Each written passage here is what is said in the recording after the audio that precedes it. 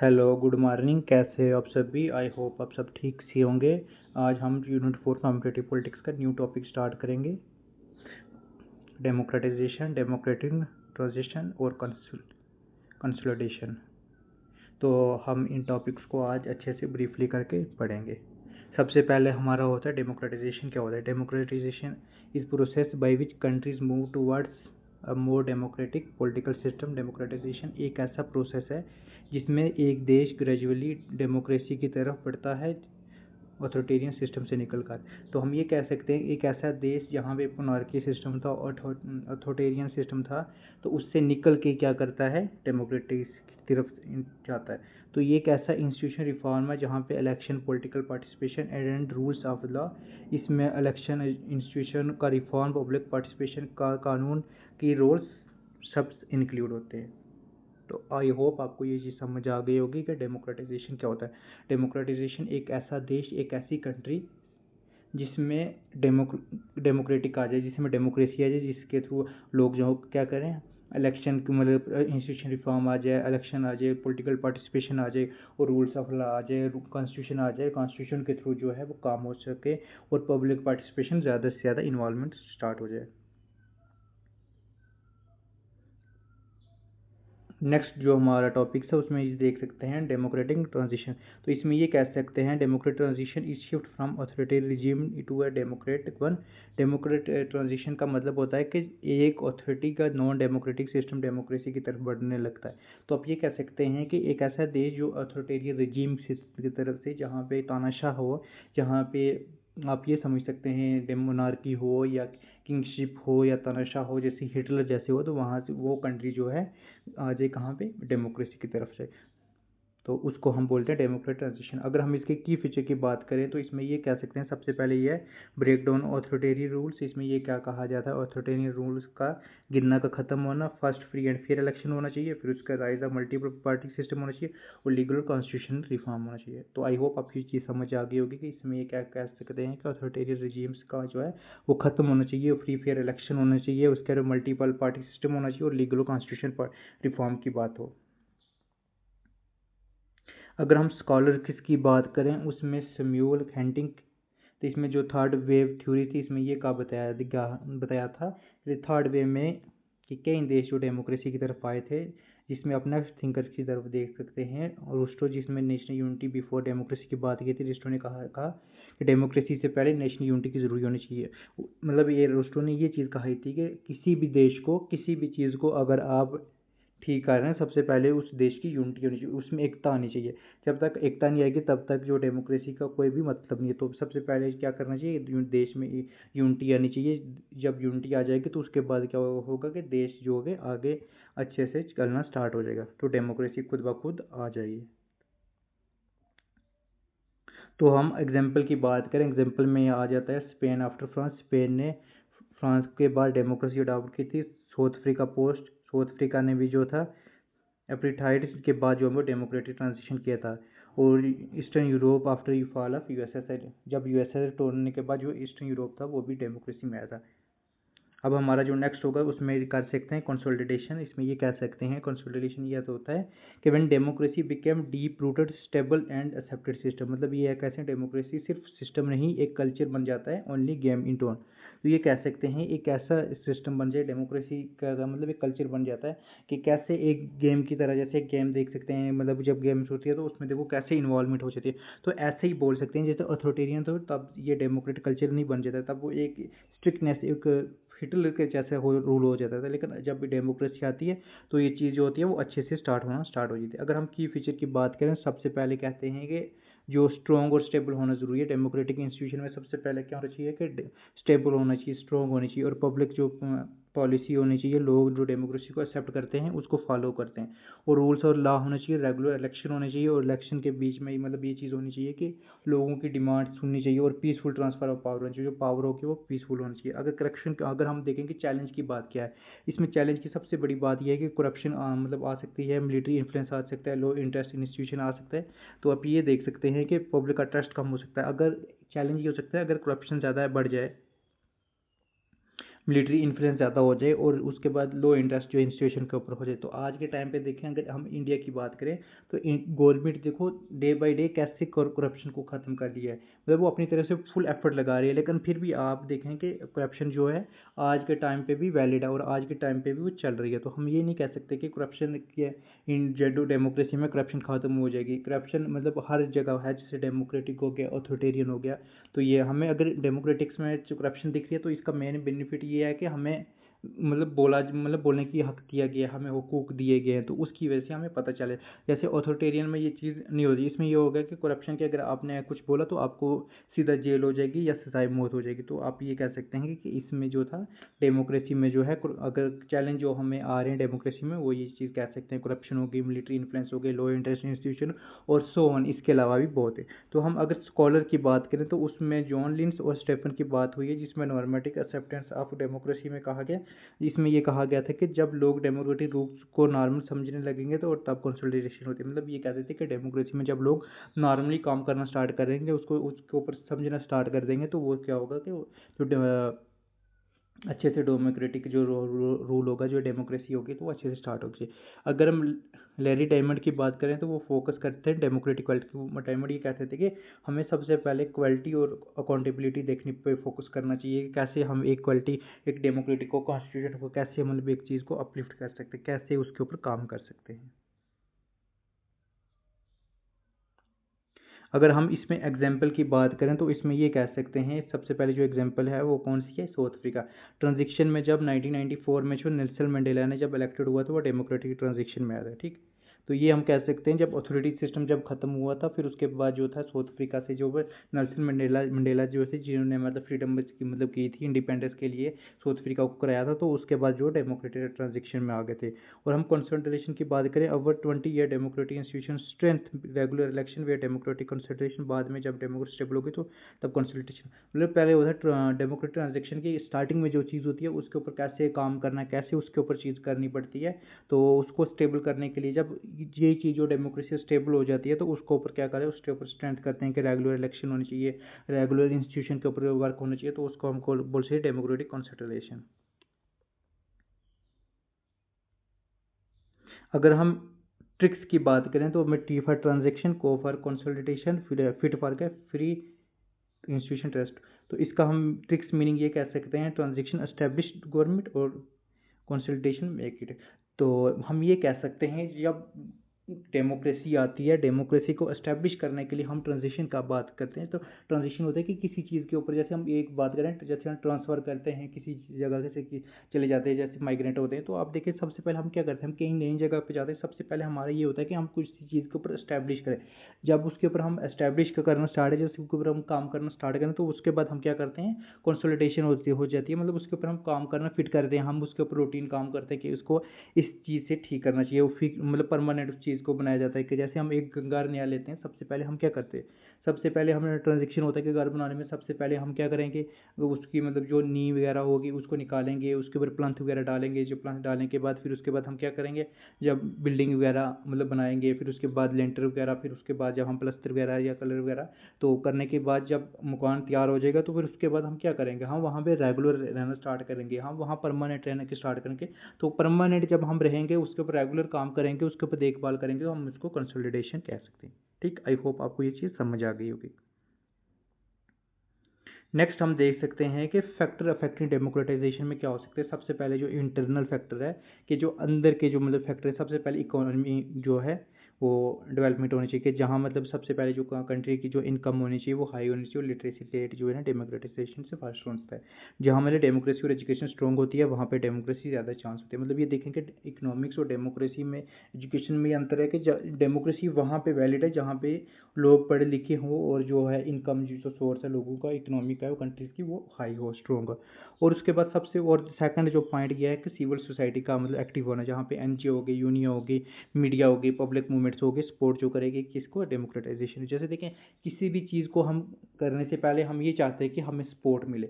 जब तक हमें सपोर्ट नहीं मिलेगी तो हम ये नहीं कह सकते। जैसे फॉर एग्जांपल मैं अभी आपको पढ़ा रहा हूँ, जैसे हम क्लास ले रहा हूँ, तो मैं आपसे क्या क्या मतलब क्या चीज़ किस चीज़ की मतलब आपको तवज्जो कर रहा है, किस चीज़ से आपके मतलब कह रहा हूँ कि मैं ये कह रहा हूँ कि आप हमारी सपोर्ट करें। आप हमारी सपोर्ट करोगे तो हम क्या करेंगे, अच्छे से अच्छा कंटेंट लाएंगे, अच्छा से अच्छा जो हमारा चैनल होगा ग्रो होगा। तो हमें क्या होगा कि उस चीज़ से थोड़ा सा मोटिवेशन मिल जाती है कि हाँ यार हमारा जो कंटेंट है वो पढ़ा जा रहा है। तो यही डेमोक्रेसी में भी यही होता है कि आपकी जब डेमोक्रेसी बनती है तो उसमें भी डिफरेंट इंटरनल रोल स्टार्ट हो जाए, जैसे इकोनॉमिक्स होनी चाहिए, फिर सिविल सोसाइटी होनी चाहिए, तो उसमें ये चीज़ होनी चाहिए। तो आपने अभी तक हमारा चैनल देखा होगा तो उसमें भी देखें हम भी डे बाई डे इंक्रीज़ कर रहे हैं, अपना कंटेंट क्वालिटी इंक्रीज़ कर रहे हैं। तो मोटिवेशन जब हमें मिलती है तो हमें मतलब इंसान ठीक हो जाता है। तो ऐसे ही डेमोक्रेसी में भी होता है कि जब सिविल सोसाइटी में जब से एनजीओ हो गया, मीडिया हो गया, रोल जब भी अपना इंपॉर्टेंट रोल स्टार्ट करते हैं तो गवर्नमेंट या डेमोक्रेसी भी उसके ऊपर काम करना स्टार्ट कर देती है। और उसके बाद जो नेक्स्ट है उसमें लीडरशिप और पॉलिटिकल विल की बात हो रही है, जिसमें स्ट्रॉन्ग डेमोक्रेटिक लीडर्स, जिसमें मंडेला की बात हो रही है, जिसने मतलब साउथ अफ्रीका में देखा जाए तो उसमें क्या कहा गया था कि जैसे देखो पहले जो थे वो लीडर मतलब डेमोक्रेसी नहीं रहता, वो किसी के अंडर काम कर रहे थे, ब्रिटिश के अंदर थे। तो उसमें जब डेमोक्रेसी उन्होंने लाना स्टार्ट कर दी तो उसके बाद जो थी ये फास्ट होना स्टार्ट कर दी थी। तो ट्रांजेक्शन में क्या हो गया कि किसी को स्टैब्लिश करना, किसी के ऊपर चीज़ की काम करना, और कंसोलिडेशन हो गया कि उसके ऊपर कैसे फिट करना, उसके ऊपर कैसे चीज़ के ऊपर ठीक करना। अगर हम नेक्स्ट देखें एक्सटर्नल पे, सबसे पहला होता है इंटरनेशनल प्रेशर होना चाहिए, जिसमें यूएन का होना चाहिए, यूरोपियन यूनियन का होना चाहिए, और साउथ मतलब यूएसए का जो सपोर्ट करे ट्रांजेक्शन को और फंड ट्रांजेक्शन को करे। मतलब बड़े कंट्रीज या ऑर्गेनाइजेशन का कभी डेमोक्रेसी के लिए प्रेशर या हेल्प करते हैं तो ये कह सकते हैं जो जहाँ पे डेमोक्रेसी होती है वहाँ पे जो ऑर्गेनाइजेशन होती है या जो मतलब डेवलप कंट्री होती है वो हेल्प करती हैं डेवलपिंग कंट्री में। जो डेवलपिंग कंट्री होते हैं इसको बोलते हैं third world country, third world country. तो ये कह सकते हैं डेवलपिंग कंट्री जो उसको ऊपर मतलब पैसा दे के, लोन वगैरह दे के, टैक्स वगैरह मतलब दे के, तो उसको क्या करते हैं कि इसको डेवलप होना चाहिए। सो उस पर उसके बाद ग्लोबलाइजेशन टेक्नोलॉजी के ऊपर काम करते हैं कि स्प्रेड करते हैं कि डेमोक्रेटिक आइडिया में इंटरनल और एक्सटर्नल कि सोशल मीडिया पे ज़्यादा से ज़्यादा प्रमोट करें डेमोक्रेटिक जो हो जाए। जो नेक्स्ट हम देखें जो टाइप्स उसकी ये हम देख सकते हैं टाइप्स में ट्रांजेक्शन में ये कैसे टॉप डाउन ट्रांजेक्शन, इसमें ये क्या कहा जाता है कि जब रूलिंग क्लास डेमोक्रेसी लेने के डिसीजन ले, जैसे स्पेन का किंग की तरह। उसके बॉटम अप ट्रांजेक्शन में ये कह सकते हैं जब लोग सड़कों पर आके डेमोक्रेसी मांगते हैं, और के बाद नेगोटिएशन जब दोनों साइड मिलकर एग्रीमेंट करते हैं डेमोक्रेसी लाने के लिए। तो सबसे पहले ये क्या है कि टॉप डाउन होता है कि लोग क्या करें, खुद डिसीजन लें कि हमें जैसे ये क्या डेमोक्रेसी जैसे स्पेन में हुआ था। तो आप ये कह सकते हैं टॉप डाउन में हो गया कि टॉप डाउन में हो गया कि लोग अपनी मर्जी से क्या करें, किंग को बोले कि हमें क्या चाहिए, डेमोक्रेसी चाहिए।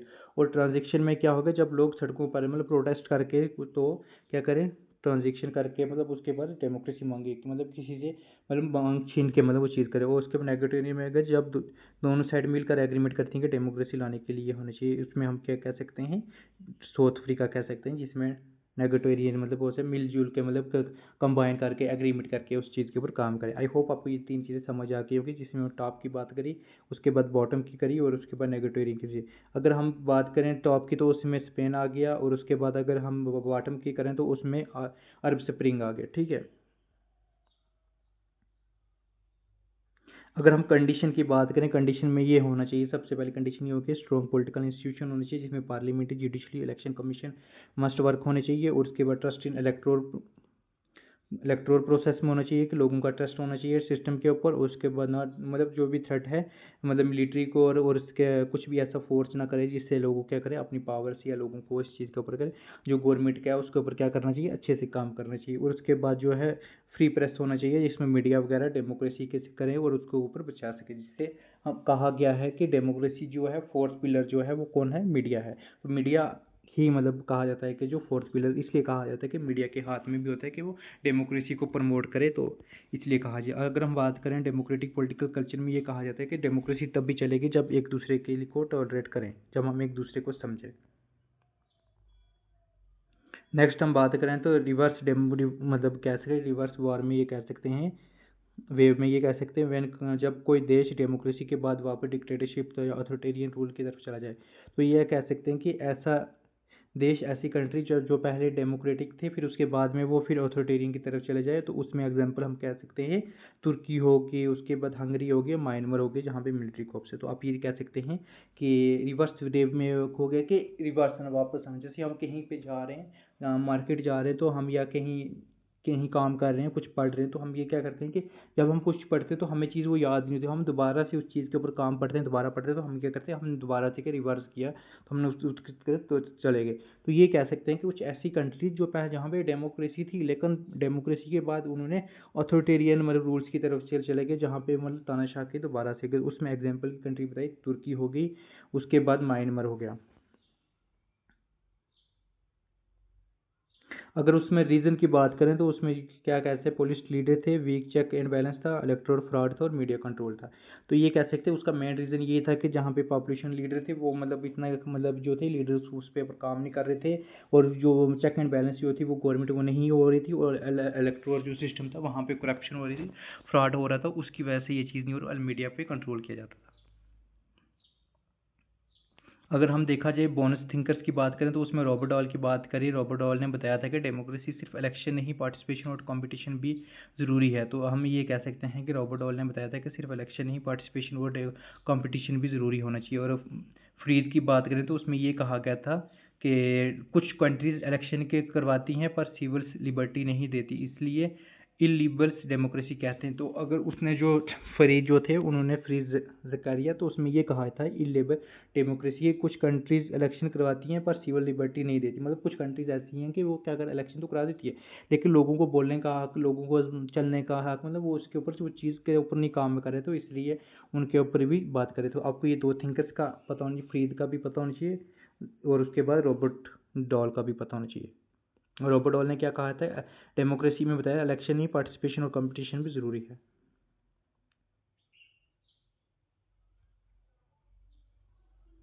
अगर हम शॉर्ट ट्रिक्स की बात करें तो आप ये कह सकते हैं TI को स्टार, T फॉर ट्रांजेक्शन, को for concentration, S for stability, T for trust, A for active of civil society और उसके बाद R for rule of law.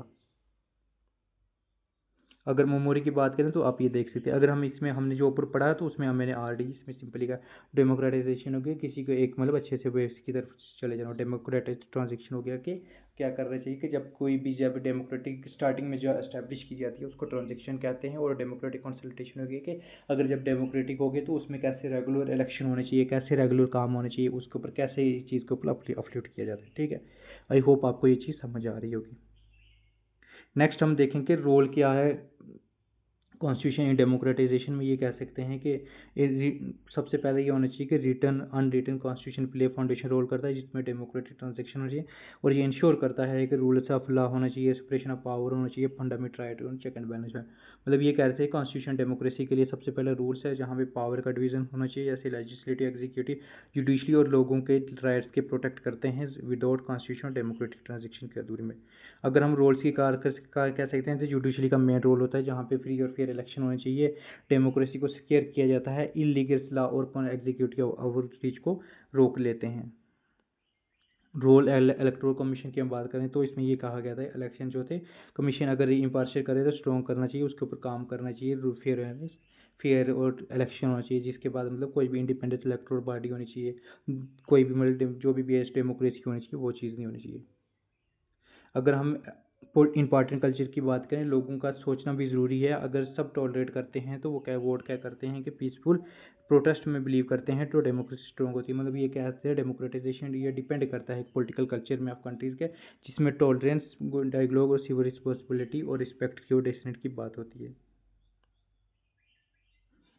इसमें ये कह रहे हैं रोल ऑफ एजुकेशन और डेमोक्रेटाइजेशन, मतलब ये कहते थे कि लोगों को समझाने के लिए हाई लिटरेसी रेट भी होना चाहिए, जिसमें क्या होना चाहिए लोगों को अवेयरनेस होनी चाहिए, प्रमोट करना चाहिए डेमोक्रेसी में, जिसमें पार्टिसिपेशन होनी चाहिए, अवेयरनेस होना चाहिए, अकाउंटेबिलिटी होनी चाहिए, मतलब पढ़े लिखे लोग होने चाहिए, जिससे क्या होना चाहिए हम कैसी चीज़ के ऊपर अपलिफ्ट होना चाहिए। अगर इंटरनेशनल इंड्यूस रिपोर्ट की बात करें तो उसमें हम ये कह सकते हैं फ्रीडम हाउस होना चाहिए, इंडेक्स होना चाहिए, पॉलिटिकल राइट होनी चाहिए, इकोनॉमिक्स इंटेलिजेंस होनी चाहिए। अगर इन रिपोर्ट में एग्जाम में ये क्वेश्चन में या कोटेशन करने में क्वालिटी बढ़ता है, तो जैसे इंडिया में rank flawed democracy in EIO index 2023, अगर आप ये देख सकते हैं, इसका हमने शॉर्ट ट्रिक्स कर दिए जिसमें हम कह दिए कैपचैट, तो आप इसको भी अच्छे से कर सकते हैं। जो हमने पढ़ा वो मैंने डायग्राम में बता दिया, आप ये चीज़ कर सकते हैं, पढ़ सकते हैं।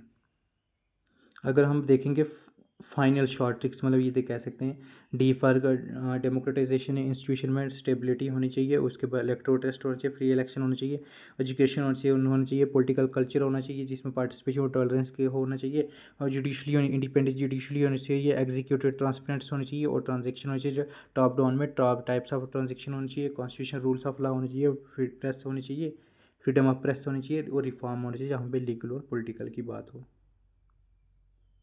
अगर हम थिंकर्स की बात करें तो उसमें सबसे पहला है पॉलिटिकल आर्ट्स में ट्रांजेक्शन में सैमुअल पी हंटन, तो उसमें ये थर्ड वेव की बात करते हैं, 20 कब आई थी, 20 सेंचुरी 1991 में। अगर रूस्टो की बात करें इसमें एक पर कंडीशन डेमोक्रेसी की बात की, इसमें ट्रांजेक्शन टू डेमोक्रेसी 1970 की बात की थी, जिसमें लैरी डायमंड की बात करें डेमोक्रेटिक कॉन्स्टिट्यूशन, जिसमें developing democracy toward consolidation 1999 में। अब रॉबर्ट डॉल की बात करें जिसमें पॉलिसी और पार्टिसिपेशन की बात करें डेमोक्रेसी एंड इट्स क्रिटिक्स 1989 में। फ्री जरकिया की बात करें इसमें लिबरल डेमोक्रेसी की बात करें, जिसमें फ्यूचर ऑफ फ्रीडम की बात करें 2003 में जो हुई थी। अगर हम नेक्स्ट देखें तो उसके बाद अमृत्या सेन की बात करें जिसमें डेवलपिंग डेमोक्रेसी और डेवलपिंग लिंक की बात करें, जिसमें उनकी जो बुक्स है उसमें हम ये कह सकते हैं डेवलपमेंट एज अ फ्रीडम 1999 में।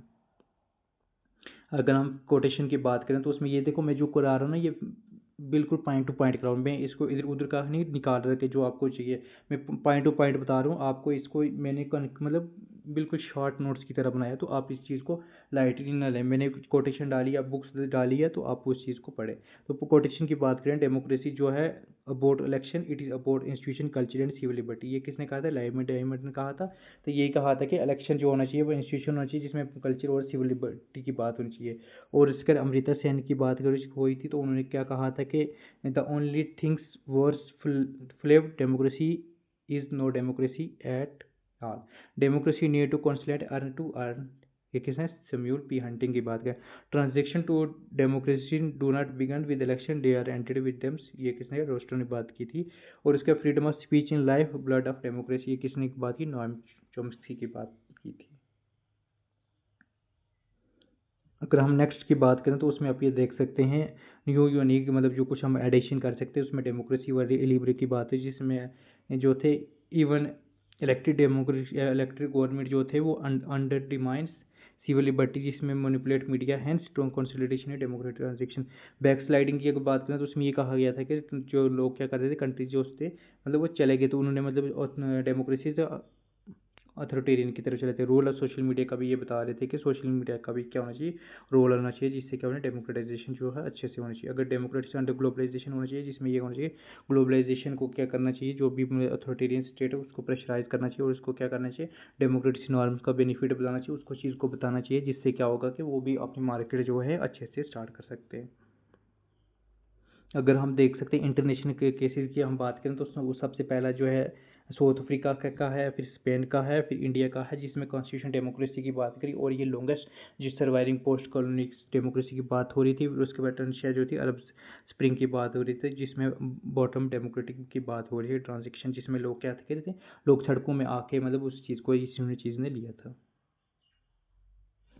ये हमने ये ऊपर पढ़ लिया, या आप देख सकते हैं, हमने जो चीज़ ऊपर पढ़ी है वही नीचे मैंने पोस्टर के थ्रू कर दिया। अगर हम फाइनल्स की बात करेंगे, फाइनल्स में क्या कहा गया था कि डेमोक्रेसी जो एक मल्टीपल डायमेंशन होनी चाहिए, जिसमें हर चीज़ क्या होनी चाहिए, हर चीज़ का रोल अदा अलग होना चाहिए, इंस्टीट्यूशन का होना चाहिए, पॉलिटिकल कल्चर का होना चाहिए, सिविल लिबर्टी का होना चाहिए, अकाउंटेबिलिटी का होना चाहिए, उसके बाद हर चीज़ का जो करप्शन होना चाहिए वो खत्म होना चाहिए, और ट्रांजेक्शन को कैसे उस चीज़ को कम्प्लेक्स करना चाहिए, कैसे उस चीज़ को ठीक करना चाहिए, और डेमोक्रेटिक को कैसे कॉन्स्टिट्यूशन जो हुआ था उसको कैसे ठीक करना है, कैसे उसको लगातार काम पे करना है, कैसे रेगुलर इलेक्शन करना है, कैसे उस चीज़ के ऊपर काम करना चाहिए। फिर उसके बाद ये कह सकते हैं ग्लोबलाइजेशन टेक्नोलॉजी मैटर के करते हैं, कैसे हम टेक्नोलॉजी के ऊपर काम कर सकते हैं, कैसे उसके सोशल मीडिया को बेनिफिट दे सकते हैं, कैसे हम लोगों को पढ़ा सकते हैं, तो ये चीज़ हो रही है। फिर उसको डेमोक्रेसी को कैसे कंटिन्यूसली प्रोसेस की बात करें। उसके बाद कंटेम्प्रेरी जो है एग्जाम्पल जो बता रही है उसको साउथ अफ्रीका हो गई, जैसे हंगेरी हो गए, तुर्की हो गए, तो उसको कैसे ठीक किया जा सकता है, कैसे उसके ऊपर काम किया जा सकता है। तो हम ये कह सकते हैं, अगर हम बात करें डेमोक्रेटिक ट्रांजेक्शन, इलेक्टोरल ट्रस्ट होना चाहिए, एजुकेशन होनी चाहिए, पॉलिटिकल कल्चर होना चाहिए, जुडिशरी होनी चाहिए, एग्जीक्यूटिव अकाउंटेबिलिटी होना, ट्रांजेक्शन होना चाहिए, कॉन्स्टिट्यूशन, प्रेस, मीडिया, और उसके ऊपर रिफॉर्म होना चाहिए। अगर कोटेशन की बात करें तो यहाँ पे ये देख सकते हैं। फाइनल में हम ये कह सकते हैं कि हर चीज़ जो होनी चाहिए वो सही होनी चाहिए। तो ये हमने सिर्फ सिंपल सा एक जो हमने पढ़ा है कि सबसे पहले डेमोक्रेसी का हमें पता नहीं, डेमोक्रेसी में क्या चीज़ होनी चाहिए, उसके बाद क्या बोलते हैं ट्रांजेक्शन के ऊपर कैसे काम करना चाहिए, उसके बाद कंसल्टेशन कैसे होनी चाहिए, और जो डिफरेंट थिंकर्स और ऑथोरिटेट हो तो उसके ऊपर क्या काम करना चाहिए। तो नेक्स्ट जो हमारा टॉपिक होगा डिपेंडेंसी थ्योरी होगा, और नेक्स्ट जो होंगे तो मैं आपको इन्फॉर्म कर दूंगा, हम उसको अच्छे से पढ़ेंगे। आज की क्लास के लिए इतना ही है। आप ये देख सकते हैं इस क्लास में आपको सिर्फ मैंने ब्रीफली और इंट्रोडक्शन बेस पे बताया कि डेमोक्रेटाइजेशन में क्या चीज़ आती है। तो आप इस चीज़ को अच्छे से देख सकते हैं, और एक काम कर सकते हैं, अगर आपको इस चीज़ की मैंने ऑलरेडी जो कल मैंने बोला था कि पीडीएफ को मैंने टेलीग्राम चैनल पे अपलोड कर दी है, आप वो डाउनलोड करके आप पढ़ सकते हैं। तो टेलीग्राम चैनल का नाम आप अबाउट सेक्शन में जाके वहाँ से लिंक मैंने अपलोड कर दिया है, तो आप वहाँ से कर सकते हैं। टेलीग्राम ग्रुप्स और टेलीग्राम चैनल दोनों अलग हैं, तो आप दोनों को ही ज्वाइन कर सकते हैं। जो ग्रुप्स है उसमें आप क्विज़ वगैरह देख सकते हैं, और उसके बाद जो टेलीग्राम चैनल है उस पर आप जो है मतलब स्टडीज़ मटेरियल ले सकते हैं। तो आज के लिए इतना ही काफ़ी। Okay bye, take care, have a nice day, अपना ख्याल रखें, मिलते हैं आगे नेक्स्ट क्लास में। Thank you.